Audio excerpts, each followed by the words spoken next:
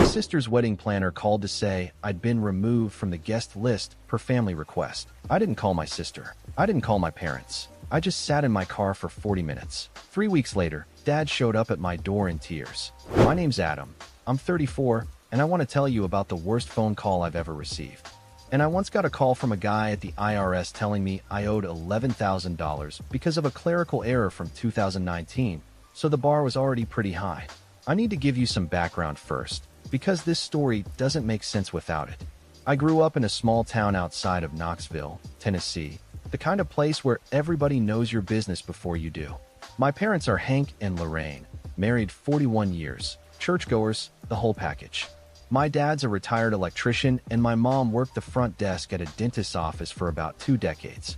Good people by most measurements. The kind of people who bring casseroles when someone's sick and always wave at the mailman. I have one sibling, my sister Jolene. She's 29, 5 years younger than me, and I love her. I want to say that up front because what I'm about to tell you might make it sound like I don't, but I do. I've loved her since the day my parents brought her home from the hospital, and I tried to feed her a Lego because I thought she looked hungry. We were close growing up. Not best friends close, but solid. She'd come to me when she had boy problems. I'd go to her when I needed someone to tell me I was being an idiot. It worked. But here's the thing about my family that took me way too long to understand. There was always a current running underneath everything. This subtle, unspoken hierarchy, and Jolene was at the top of it. Not in a cruel way, not in a Cinderella way. More like a gravitational pull. Everything just kind of orbited around her. When she was in high school, family dinners revolved around her cheer schedule. When she got into UT Knoxville, you'd have thought she cured a disease. When I graduated from trade school 2 years earlier with a certification in HVAC, my dad said, "Good, now you can fix the unit in the basement." I'm not making that up. That was his entire reaction. I didn't resent it, at least not consciously. I told myself it was just how families work. The youngest gets the spotlight. The oldest gets the independence. I had my own life. I'd moved to Nashville by 23, started working for a mid-size HVAC company, eventually worked my way up to lead installer, then service manager. I bought a little house in Antioch when I was 28. Nothing fancy, but it was mine. I met my wife, Sutton, at a barbecue my buddy Wes threw. She was a dental hygienist with a laugh that could fill a stadium and a zero-tolerance policy for nonsense. We got married when I was 31. Small ceremony, 60 people, backyard of her parents' place in Franklin. It was perfect. My family came to the wedding. They were polite. They smiled in the photos. But my mom spent half the reception telling people about Jolene's new boyfriend, Coulter, who was apparently some kind of rising star at a commercial real estate firm. And my dad gave a toast that was roughly 40% about me and 60% about how proud he was of both his kids. At my wedding, Sutton noticed. She didn't say anything that night, but a few weeks later she said, real gentle, "Do your parents always talk about Jolene that much?" And I didn't have a good answer. Fast forward a couple of years. Jolene and Coulter got engaged. Big ring, big announcement, big everything. My mom called me to tell me, and she was literally crying with happiness. She talked for 25 minutes straight about the proposal, how Coulter had rented out a rooftop in downtown Knoxville and hired a violinist, how Jolene just knew when she saw the candles, how the ring was custom designed and featured some kind of vintage cut that I'm sure cost more than my first car. I said all the right things. Congratulations, I'm so happy for her. Coulter seems like a great guy. And I meant it mostly. But I'd be lying if I said it didn't sting a little that 2 months later, when I called my mom to tell her Sutton and I were expecting our first kid. She said, "Oh, that's wonderful," in the same tone you'd use if someone told you they found a good deal on paper towels. She asked one follow-up question, when the due date was, and then pivoted right back to wedding talk, because apparently Jolene was having a crisis about Centerpiece Heights. My future child had been acknowledged and filed away in under 90 seconds.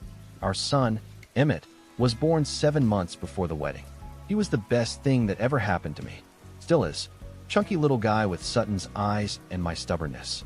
I thought maybe having a grandchild would shift things, give my parents a reason to be more present in my life. And to their credit, they visited a couple times. But the visits were short, and the conversations always drifted back to wedding planning. Jolene's wedding had become a full-time occupation for my mother. She was involved in every decision.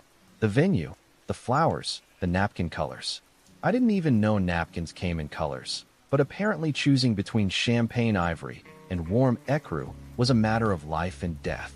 I was asked to be in the wedding party early on. Jolene called me herself, which I appreciated. She wanted me as a groomsman on Coulter's side, which was a little weird since I barely knew the guy, but I said sure. I rented the suit they picked out, which cost me $400 by the way, and I started planning to take the weekend off work. Sutton and I even booked a little Airbnb near the venue, so we wouldn't have to drive back late with Emmett. Everything was fine. Normal. Or at least what passed for normal in my family. Then, on a Tuesday afternoon in March, I got a phone call from a woman named Waverly. She introduced herself as the wedding coordinator and said she was reaching out to confirm some recent changes to the guest arrangement. I figured it was a seating thing. Maybe they moved me to a different table. She said, and I'll never forget the phrasing, "I'm calling to let you know that per a family request, you and your +1 have been removed from the guest list. We wanted to make sure you were aware, so there's no confusion on the day of the event." I didn't say anything for about 10 seconds. Waverly, to her credit, waited. Then I said, "I'm sorry, removed?" "Yes, sir. The request came from the family. I'm not privy to the specifics, but I was asked to notify you directly." I thanked her, because apparently even when someone tells you your family just kicked you out of your own sister's wedding, you still say thank you. Tennessee manners run deep, I guess. I hung up, put my phone on the passenger seat of my truck, and I sat there. I was parked outside a supply warehouse in Murfreesboro. I just finished a job, and I sat in that truck for 40 minutes without moving. Didn't call Jolene, didn't call my parents, didn't call Sutton. I just sat there and stared at the steering wheel and tried to figure out what I'd done wrong. And here's the thing that messed me up the most. I couldn't think of anything. Not one fight, not one argument, not one harsh word. I'd been nothing but supportive, nothing but present, nothing but the good brother who showed up and didn't complain. And somehow, that still wasn't enough. I finally drove home that evening. Sutton was in the kitchen feeding Emmett, and she took one look at my face and said, "What happened?" I told her. She put the spoon down, wiped her hands on a towel, and said, "You're joking." I wasn't joking. She sat down across from me at the table, and neither of us said anything for a minute.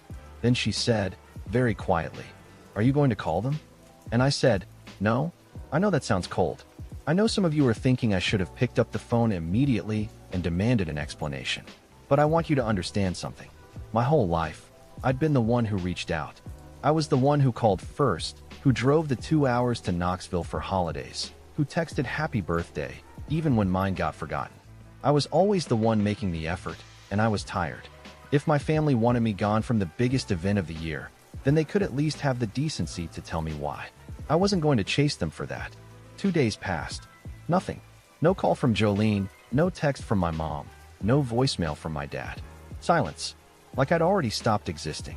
Sutton was furious, the kind of quiet fury that's worse than yelling, because you know it means she's already made up her mind about someone. She didn't push me to do anything, but I could see her jaw tighten every time she looked at her phone, and there was still nothing from my family. On day 3, I broke my own rule. I didn't call, but I texted Jolene. I kept it simple. I said, "Hey, I got a call from your wedding planner saying I was removed from the guest list. Just wanted to check in and see what's going on." Casual. No accusations. I was giving her an easy out, a chance to say it was a mistake or a miscommunication. Something. She didn't respond for 6 hours. When she finally did, the message said, "Hey Adam, yeah, we had to make some adjustments to the guest list. Space is tight and Coulter's family is bigger than we expected. I hope you understand. It's nothing personal. It's nothing personal. My own sister removed me from her wedding and told me it's nothing personal." I read that message probably 30 times. Sutton read it once and said, "That's a lie and she knows it." Because here's the detail that really twists the knife. The venue they'd booked was a converted barn on a property outside Maryville, and it seated 250 people. I knew this because my mother had told me approximately 900 times. They weren't short on space. They were short on wanting me there. I didn't respond to Jolene's text.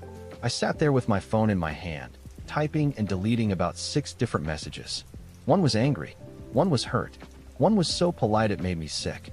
I couldn't figure out what to say that wouldn't either start a war or make me look desperate. So I just let it sit. And then a week later, I found out the real reason. My cousin, Landry, is one of those people who knows everything about everyone. He's a bartender in Knoxville, and he hears things. He called me on a Thursday night and said, "Dude, I need to tell you something, and you're not going to like it."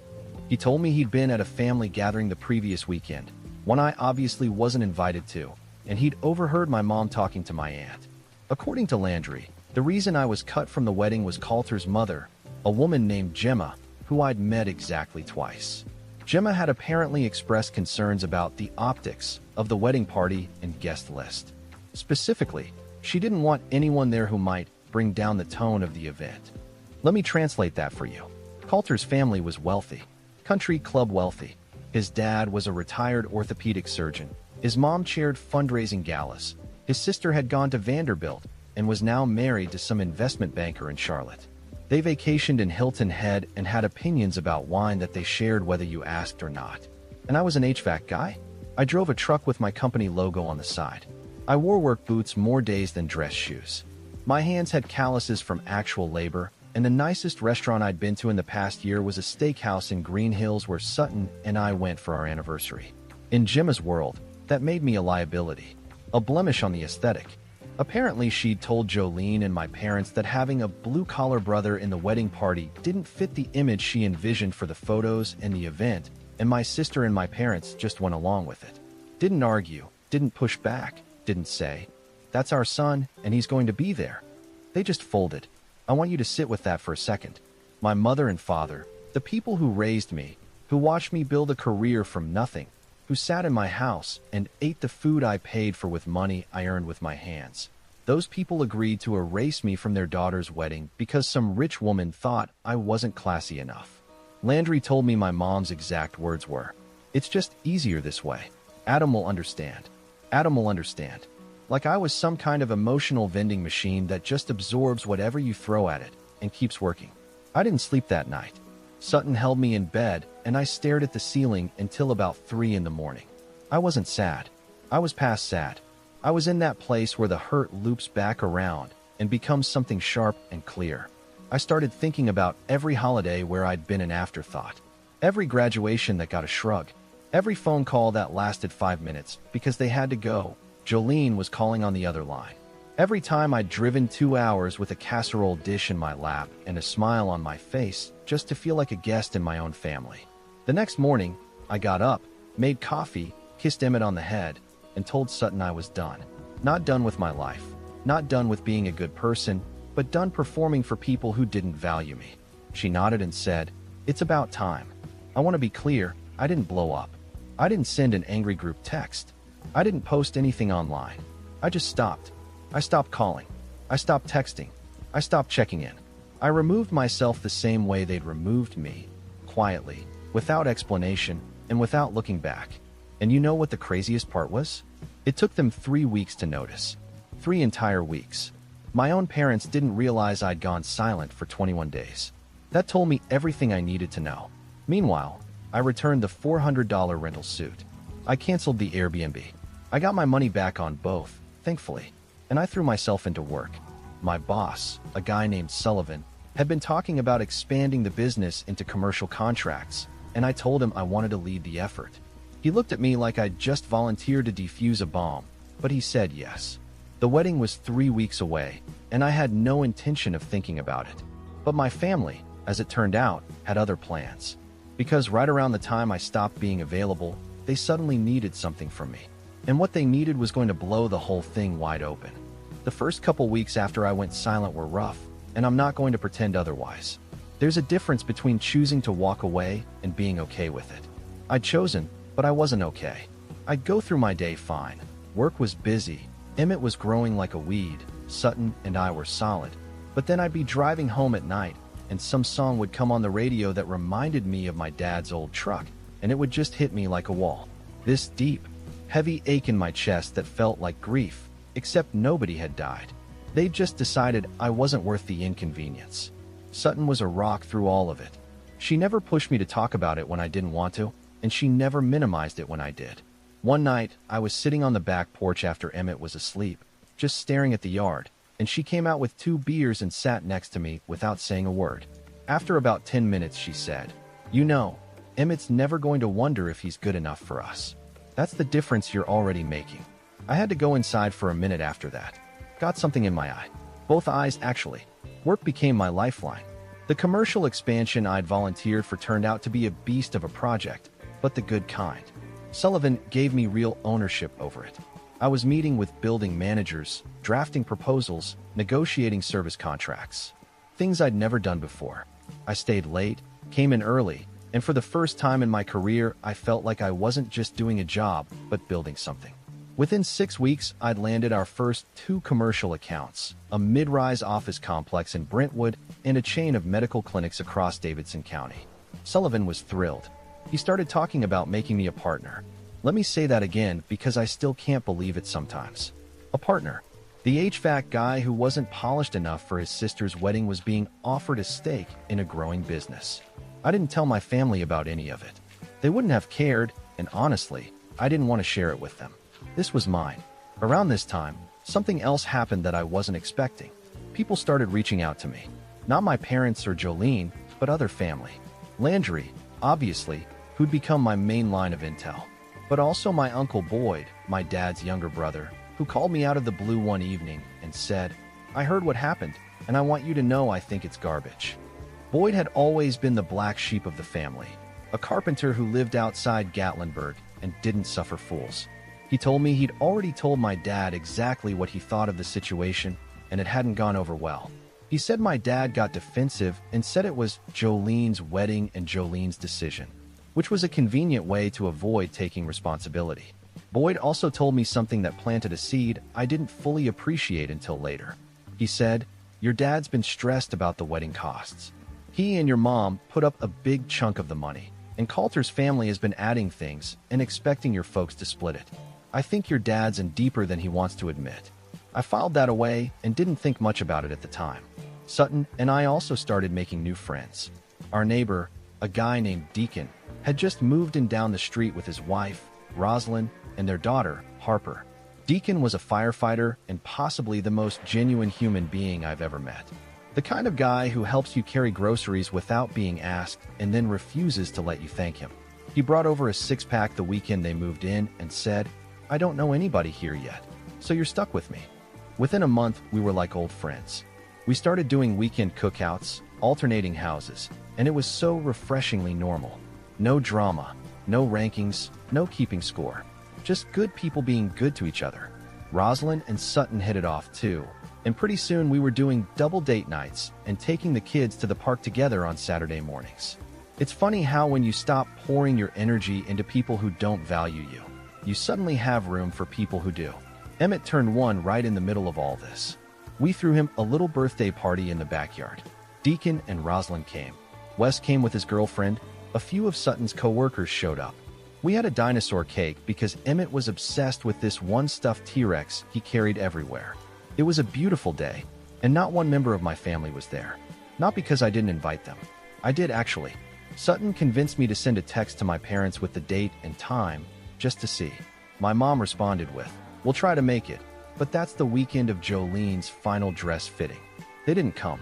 They chose a dress fitting over their grandson's first birthday. That was the moment something shifted permanently inside me. The ache I'd been carrying since the phone call from Waverly didn't disappear, but it cooled. It became something solid and manageable, like a stone I could put in my pocket and carry without it pulling me under. I wasn't angry anymore. I was resolved. By the time the wedding was a week away, I was in the best shape of my life, professionally and emotionally. Sullivan had drawn up the partnership paperwork. I was going to be co-owner of a company projected to clear $2 million in revenue the following year. Sutton and I had started looking at bigger houses because we were talking about having another kid. Emmett was saying dada and oh and trying to eat crayons, which I'm told is developmentally appropriate and not a sign that I'm failing as a parent. I wasn't thinking about the wedding at all. I'd genuinely moved past it. Or I thought I had. Then Landry called again. And what he told me made every piece of the puzzle snap into place in a way I never saw coming. He said Coulter's family had been making increasingly unreasonable demands about the wedding. They wanted a specific caterer that cost triple the original budget. They wanted a live band instead of a DJ. They wanted to fly in flowers from somewhere ridiculous. And my parents, who were splitting costs, were drowning. My dad had taken out a home equity line of credit to cover his share. My mom had cashed out part of her retirement. They were in deep, and Gemma, the woman who'd had me erased from the guest list because I wore work boots, was treating my parents' money like a suggestion box at a country club. Landry paused and said, "It gets worse." Coulter's dad, the retired surgeon, had apparently pulled aside my father at a dinner and told him, casually, almost as an afterthought, that he expected the rehearsal dinner to be covered by the bride's side as well, which in their world apparently meant my parents. We're talking another $15,000 to $20,000 on top of what they'd already spent. My dad, according to Landry, just nodded and said he'd figure it out. He'd figure it out. The man who'd removed his own son from a wedding to keep peace with these people was going to figure out how to bankrupt himself for their approval. And nobody had called me. Nobody had asked for help. Nobody had even thought to include me in the conversation. I sat with that information for about 48 hours. And in those 48 hours, I made a decision that would change everything.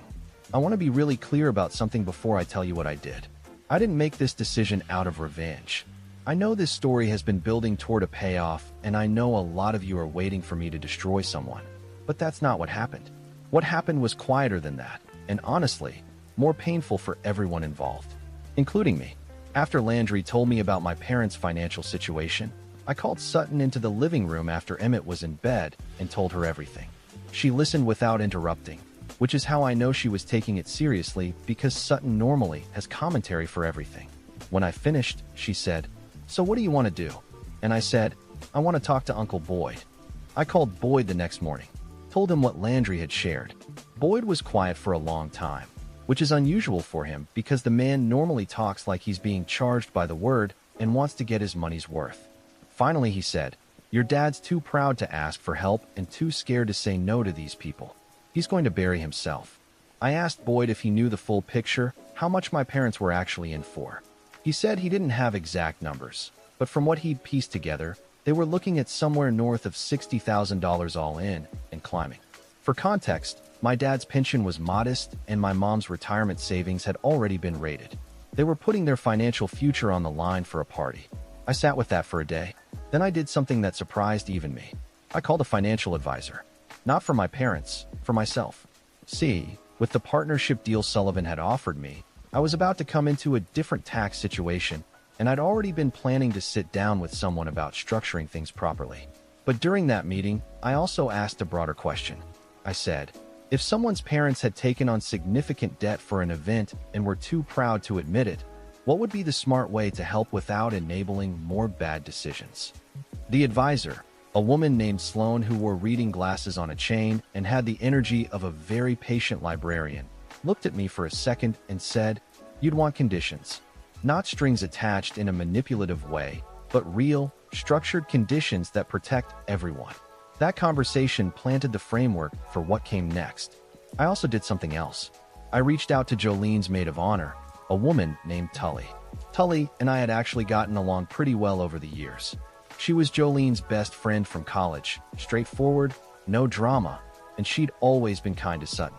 I texted her and asked if we could talk. She called me back within an hour, and the first thing she said was, "Adam, I'm so sorry about the guest list thing." I told Jolene it was wrong. That caught me off guard. I asked Tully what she knew. She told me more than I expected. She said Jolene had been increasingly stressed and that Coulter's family had essentially taken over the wedding planning. Gemma was making decisions and presenting them as done deals, and Jolene was going along with it because she didn't want to rock the boat. Tully said Jolene had cried when she agreed to remove me. She said Jolene called it the hardest decision she'd made, which honestly made me feel both better and worse at the same time. Better because my sister apparently did feel something.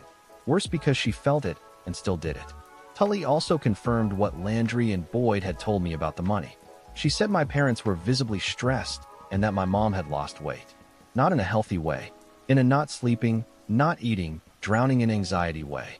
Tully said she'd try to talk to Jolene about it, but Jolene kept saying Coulter's family would even things out eventually.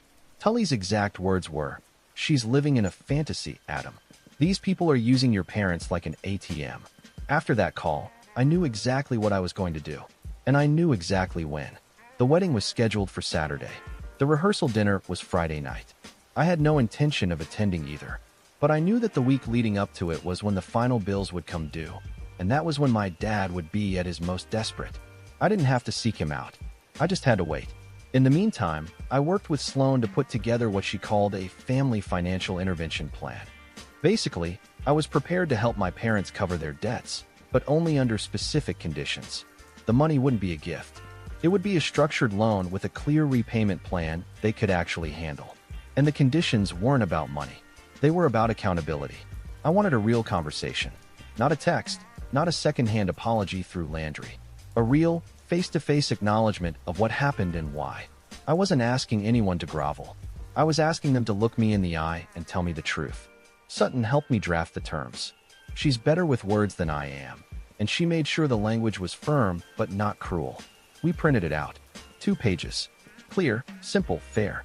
I put it in a folder on my kitchen counter and left it there. Then I waited. The wedding was in 5 days. I went to work. I came home. I played with Emmett. I grilled steaks with Deacon on Wednesday night, and we talked about absolutely nothing important, and it was perfect. Sutton and I watched a movie on Thursday night. Some comedy she picked that I couldn't focus on. My mind kept drifting to that folder on the counter. Friday morning, the day of the rehearsal dinner, my phone buzzed at 7 in the morning. It was a text from my mom. The first communication from her in almost a month. It said, "Adam, can you please call your father? He won't say it, but he needs you." I read it twice. Then I put my phone down, got dressed, and went to work. I know what you're thinking. That sounds cold. Maybe it was. But I'd spent 34 years being the one who jumped when they needed something. And for once in my life, I needed them to come to me. Not a text. Not a proxy. Them. It happened on Saturday morning, the day of the wedding. I was in my garage, changing the oil in my truck because that's what I do when I need to not think. Emmett was inside with Sutton. It was a clear, cool morning in Nashville, the kind where the air smells like cut grass and possibility. And then I heard a car pull into my driveway. I rolled out from under the truck and saw my dad's old Silverado parked behind Sutton's car. He was sitting in the driver's seat. He didn't get out right away. I stood up, wiped my hands on a rag, and waited. After about 2 minutes, the door opened. My dad stepped out, and the first thing I noticed was that he looked 10 years older than the last time I'd seen him. His face was drawn, his shoulders were slumped, and his eyes were red. He'd been crying. Might still have been crying. He walked up to me, and he stopped about 5 feet away, like he wasn't sure if he was allowed to come closer. He said, "I messed up, Adam." And that's when my hands started shaking. My dad stood in my driveway, looking like a man who hadn't slept in a week. His flannel shirt was wrinkled, which might not sound significant, but my dad irons his flannels. The man standing in front of me looked like he'd gotten dressed in the dark and driven 2 hours on autopilot. I didn't say anything. I just stood there with the oil rag in my hand and let him talk. He said, "I should have called you the day it happened. I should have told that woman to go to hell when she said what she said about you." His voice cracked on the last part. He wiped his face with the back of his hand and kept going. "Your mother and I let it happen because we were scared. Scared of losing Jolene, scared of ruining the wedding, scared of Coulter's family thinking less of us. And the whole time, the only person who should have mattered was standing right here, and we pushed you away." I let that sit for a few seconds. Then I said, "Come inside, Dad." We sat at my kitchen table. Sutton brought coffee and then took Emmett into the back room to give us privacy, but not before she gave my dad a look that communicated about 15 things at once, none of them particularly warm. My dad noticed. He didn't say anything about it. He told me everything.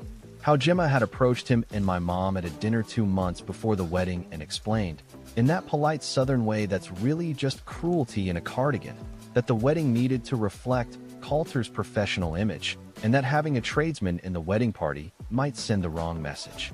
My dad said he sat there and didn't push back. My mom nodded along. He said the shame of that moment had been eating him alive. He told me about the money. $63,000 total. The home equity line, my mom's retirement withdrawal, a personal loan from their bank. All to fund a wedding that someone else was designing. Coulter's family had contributed a similar amount, but Gemma kept adding costs and splitting them retroactively, so my parents were constantly catching up to bills they hadn't agreed to. My dad said he'd been too embarrassed to say anything because he didn't want to look like he couldn't provide for his daughter. I asked him one question. "Did Jolene know?" He paused. Then he said, "She knew some of it. She didn't know the retirement piece." I don't think she wanted to know. That answer told me everything about my sister in that moment. She knew enough to be uncomfortable, but not enough to act. She'd insulated herself in the same way our parents had insulated themselves from the truth about how they'd treated me. Everyone in my family was an expert at looking the other way. I got up, walked to the counter, and picked up the folder. I put it in front of my dad and said, "Read this." He opened it, read both pages, and then read them again. When he looked up, his eyes were wet again, but there was something else there. Relief. He said, "You do this?" I said, "I'm not doing it for free, Dad. I need you to read the conditions." The conditions were straightforward.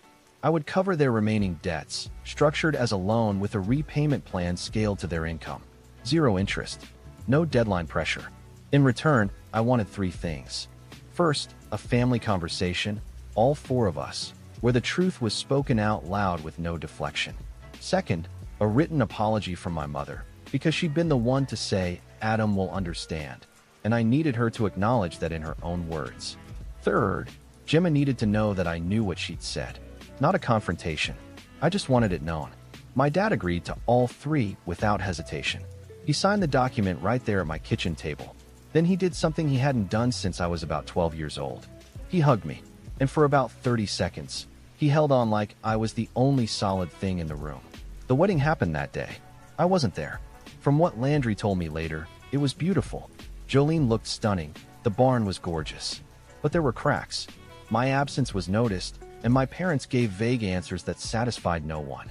Gemma was overheard telling someone I had a scheduling conflict, which is a creative way to describe being thrown out of your sister's life. Tully told me Jolene looked at the empty seat where I would have been and had to excuse herself for 10 minutes. The family conversation happened 2 weeks later. Jolene and Coulter drove to Nashville. We sat in my living room, the 4 of us plus Sutton. Jolene cried before anyone said anything. She said she'd let Gemma's pressure override her judgment, that she'd sacrificed the one person who never asked for anything. She said, "You were easy to cut because you never complained. And that's the worst reason in the world." My mom read her handwritten apology aloud. She said she'd spent years taking me for granted because I was reliable, and because reliable people don't seem like they need attention. She said, "I forgot that being strong doesn't mean you don't hurt." That one broke me open. We talked for 3 hours. The hardest moment came when Sutton said, very calmly, "Emmett's first birthday party had a dinosaur cake and 12 people who showed up because they wanted to be there. Your grandson deserved to see his grandparents that day." My mom put her head in her hands, and I think that single sentence did more work than anything else spoken in that room. As for Gemma, my dad handled it. He told me he sat down with Coulter's parents and said, plainly, "My son knows what was said about him, and I'm not okay with it." Landry told me Gemma's reaction was something between embarrassment and indignation, but Coulter's dad apparently looked uncomfortable enough to suggest that he'd known all along it was wrong too. Coulter himself called me a few days later and apologized directly. I appreciated that. I told him we were good. That was 8 months ago. Here's where things are now. My parents are paying back the loan, slowly but consistently. They downsized some expenses, and my dad picked up part-time consulting work with a local electrical contractor. They're going to be fine. My mom calls me every Sunday now, not because I asked her to, but because she wants to. She asks about Emmett, about Sutton, about work. She's trying, and it's genuine. Jolene and I are rebuilding. It's not what it was, and it might never be. But she drove to Nashville last month for lunch, just the 2 of us, and she said, "I used to think being the favorite was a good thing. But all it really did was teach me that love was conditional and everyone else's was negotiable." That hit harder than any apology. Sullivan and I officially signed the partnership agreement. I'm co-owner of a company that just crossed $2.5 million in projected annual revenue. I hired 2 new technicians last month. Sutton and I are looking at bigger houses in Spring Hill, something with a yard where Emmett can run and where his little sister or brother can grow up. Because yeah, we're expecting again. Due in November. Deacon and Rosalind threw us a little cookout to celebrate the baby news. My parents drove down for it. My dad helped Deacon with the grill, and my mom held Emmett the entire afternoon. When they left, my dad shook my hand at the door and said, "I'm proud of you, son." I should have said it more. I told him he was right, he should have. And then I told him I'd see him next month. I'm not going to sit here and tell you everything is perfect. There are days when I think about that phone call from Waverly, and I feel the ghost of that 40-minute silence in my truck. Those scars don't disappear just because someone says sorry. But here's what I've learned. Your worth isn't determined by the people who are supposed to love you the most. Sometimes those people are the last ones to see it. And when they finally do, it's not because you begged them to look. It's because you stood tall enough that they couldn't look away. My name's Adam. I'm 34. I've got a beautiful wife, an amazing son, another one on the way, a business with my name on it, and a family that's finally learning how to show up. And if you're sitting in your car right now, staring at your steering wheel, wondering what you did wrong, hear me out. You didn't do anything wrong. You just outgrew the box they built for you. And that's not your problem to fix.